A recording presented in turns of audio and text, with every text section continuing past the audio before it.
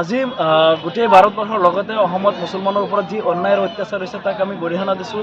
আজি মুছলমানৰ ওপৰত যি হাৰাশাস্তি কৰা হৈছে তাৰ প্ৰতিবাদত আজি আমি ক'লা বাছ পৰিধান কৰি আমি প্ৰতিবাদ সাব্যস্ত কৰিছোঁ। আমাৰ এটা কথা স্পষ্ট যে 1971 চনৰ পিছত যিসকল লোক আহিছে তেওঁলোক বাংলাদেশী হয় আৰু আগত অহা লোকসকলক বাংলাদেশী নামত হাৰাশাস্তি কৰাটো কোনো পধ্যেই গ্ৰহণযোগ্য নহয়। গতিকে আমি গৰিহণা দিছোঁ। আজি কেতিয়াবা বুলডোজাৰ চলাব, কেতিয়াবা বিদেশী খেদা নামত যি পুছবেক নীতি আৰম্ভ কৰিছে সেয়া সমৰ্থনযোগ্য নহয়। গতিকে স্পষ্টভাৱে আজি আমি ঈদগাহ ময়দানৰ পৰা আমি গোটেই অসমৰ ৰাইজৰ হৈ আমি এটাই আহ্বান জনাইছোঁ যেন ভাৰতীয় যি সংবিধান সেই সংবিধান ৰক্ষা কৰাৰ স্বাৰ্থত অসম চৰকাৰ তথা কেন্দ্ৰীয় চৰকাৰে কাম কৰিব লাগে। আজি ভাৰত চৰকাৰৰ গৃহ বিভাগৰ দায়িত্বত থকা কেন্দ্ৰীয় গৃহমন্ত্ৰীগৰাকী সম্পূৰ্ণৰূপে ব্যৰ্থ হৈছে বুলি আমি ভাবোঁ।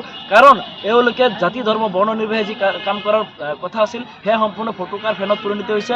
আমাৰ এটাই আহ্বান, আজি গোটেই অসমৰ মুছলমান সমাজ একত্ৰিত হৈ এক মনোপ্ৰতিবাদ সাব্যস্ত কৰিছে। এটা কথা স্পষ্ট যেন গণতান্ত্ৰিক প্ৰক্ৰিয়াৰে আমি আন্দোলন কৰিম যেতিয়ালৈকে আমাৰ মানুহৰ আমাৰ যি মূল সমস্যা সেই সমস্যা সমাধান নহ'ব। আমাৰ এটাই দাবী আছিল যেন গাঁৱে গাঁৱে লোক আদালত পাতি যি ডিপোৰ্টৰ সমস্যা এই সমস্যাটো সমাধান কৰিব লাগে বুলি আমি দাবী উত্থাপন কৰি আহিছিলোঁ। আজি প্ৰকৃত ভাৰতীয় মুছলমানসকলক যি হাৰাশাস্তি কৰা হৈ আছে, অন্যায় কৰা হৈছে, সেই অন্যায়ৰ বিৰুদ্ধে আমি মাৰবন্দী থিয় হৈ আহিছোঁ। আজি যিসকল ভাৰতীয় লোকক বাংলাদেশী সজাই আজি পুছবেক কৰাৰ নিচিনা এটা জঘন্যতম অপৰাধ কৰিছে, কাৰণ এওঁলোক প্ৰকৃততে ভাৰতীয় নাগৰিক হয়, এইসকলৰ বৈধ নথি পত্ৰ আছে, তেওঁলোকৰ আজু ককাসকলৰ 1965 ভোটাৰ তালিকাত 51 ভোটাৰ তালিকাত নাম থকাৰ পিছতো এই লোকক বাংলাদেশী সজোৱাটো গৰিহণাযোগ্য ধিক্কাৰজনক। গতিকে আজি আমাৰ যি সংখ্যালঘু দল সংগঠনৰ যি কোঅৰ্ডিনেশ্যন কমিটি আছিল সেই কমিটিৰ আহ্বানত যি মনোপ্ৰতিবাদ সাব্যস্ত কৰা হৈছিলে, আজি তাৰেই গোটেই অসম জুৰি এই অসমৰ লগতে আজি মৰিয়াবাৰী শ্বাহী ঈদগাহ ময়দানত আমি আমাৰ মোচাৰ কৰ্মকৰ্তাসকলে আমি মনোপ্ৰতিবাদ সাব্যস্ত কৰোঁ। আমি কেন্দ্ৰীয় চৰকাৰ তথা অসম চৰকাৰক আহ্বান জনাওঁ যে মুছলমানসকলক হাৰাশাস্তি কৰা বন্ধ কৰক আৰু যিসকল বাংলাদেশী নামত হাৰাশাস্তি কৰি আছে যাতে দ্বিতীয়ত নহয় তাৰে প্ৰতি লক্ষ্য ৰখাৰ কাৰণে আমি দাবী উত্থাপন কৰিছোঁ। অন্যথাই আমাৰ যি প্ৰতিবাদ সেই গণতান্ত্ৰিক প্ৰতিবাদ চলিয়ে থাকিব। আজি গোটেই ভাৰতবৰ্ষৰ লগতে অসমত মুছলমানৰ ওপৰত যি অন্যায় আৰু অত্যাচাৰ হৈছে তাক আমি গৰিহণা দিছোঁ।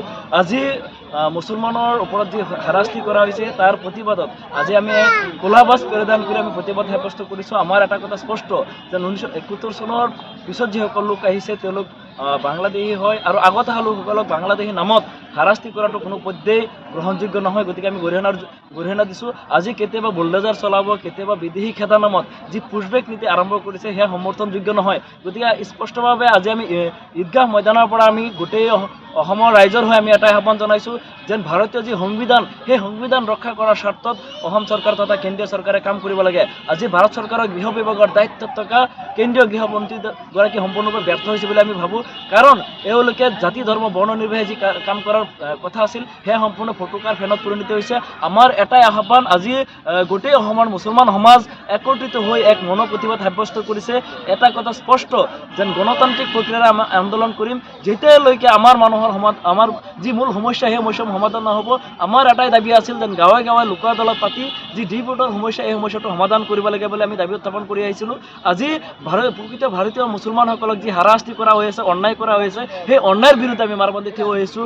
আজি যিসকল ভাৰতীয় লোকক বাংলাদেশী সজাই আজি পুছবেক কৰাৰ নিচিনা এটা জঘন্যতম অপৰাধ কৰিছে, কাৰণ এওঁলোক প্ৰকৃততে ভাৰতীয় নাগৰিক হয়, এইসকলৰ বৈধ নথি পত্ৰ আছে, তেওঁলোকৰ আজু ককাসকলৰ 1965 ভোটাৰ তালিকাত 51 ভোটাৰ তালিকাত নাম থকাৰ পিছতো এই লোকক বাংলাদেশী সজোৱাটো গৰিহণাযোগ্য ধিক্কাৰজনক। গতিকে আজি আমাৰ যি সংখ্যালঘু দল সংগঠনৰ যি কোঅৰ্ডিনেশ্যন কমিটি আছিল সেই কমিটিৰ আহ্বানত যি মনোপ্ৰতিবাদ সাব্যস্ত কৰা হৈছিলে, আজি তাৰেই গোটেই অসম জুৰি এই অসমৰ লগতে আজি মৰিয়াবাৰী শ্বাহী ঈদগাহ ময়দানত আমি আমাৰ মোচাৰ কৰ্মকৰ্তাসকলে আমি মনোপ্ৰতিবাদ সাব্যস্ত কৰোঁ। আমি কেন্দ্ৰীয় চৰকাৰ তথা অসম চৰকাৰক আহ্বান জনাওঁ যে মুছলমানসকলক হাৰাশাস্তি কৰা বন্ধ কৰক আৰু যিসকল বাংলাদেশী নামত হাৰাশাস্তি কৰি আছে যাতে দ্বিতীয়ত নহয় তাৰে প্ৰতি লক্ষ্য ৰখাৰ কাৰণে আমি দাবী উত্থাপন কৰিছোঁ। অন্যথাই আমাৰ যি প্ৰতিবাদ সেই গণতান্ত্ৰিক প্ৰতিবাদ চলিয়ে থাকিব।